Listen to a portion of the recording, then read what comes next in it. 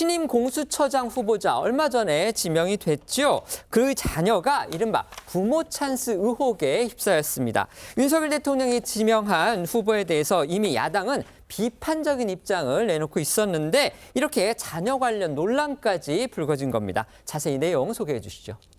네, 오동훈 공수처장 후보자의 장녀가 20살이던 2020년에 어머니가 소유하고 있던 경기도 성남 재개발 지역의 땅과 건물을 4억 2천만 원에 사들인 것으로 확인됐는데요.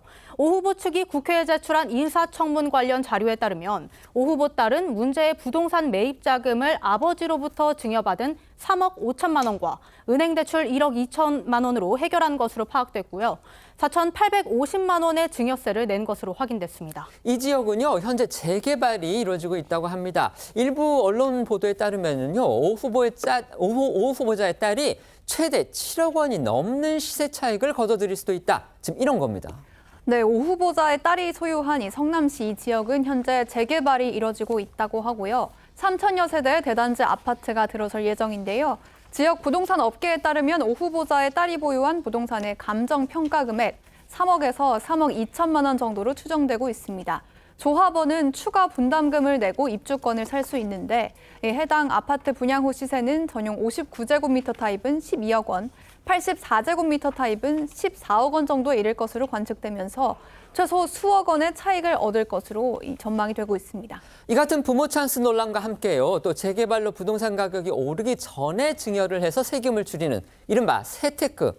조금 나쁘게 보면 편법 증여 논란이 또 함께 불거졌습니다. 오 후보자 측에서는요, 전면 반박에 나섰죠. 네, 논란이 불거지자 오 후보자 측은 매매 대금을 합법적으로 딸에게 증여했고 이 딸이 증여받은 돈으로 증여세를 납부했기 때문에 법적으로 문제가 없다는 입장을 밝혔습니다.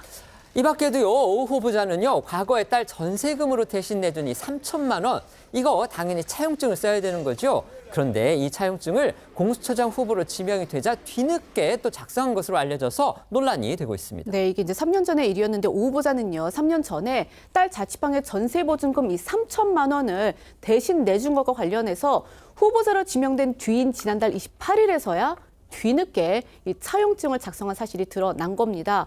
오 후보자는 이 전세 계약은 보증금 보호를 위해서 어쩔 수 없이 딸 명의로 했지만 전세 기간이 만료가 되면 당연히 그 3천만 원을 딸에게 돌려받을 것으로 인식을 했다면서 이걸 뭐 증여로 인식하지 못했다라는 입장입니다. 또 원금과 이자 변제 등으로 액수가 이제 계속 변동이 돼서 인사청문회 준비 과정에서 이 최종 자녀 대여금 그 액수를 확인해서 다시 작성했다는 그런 설명입니다.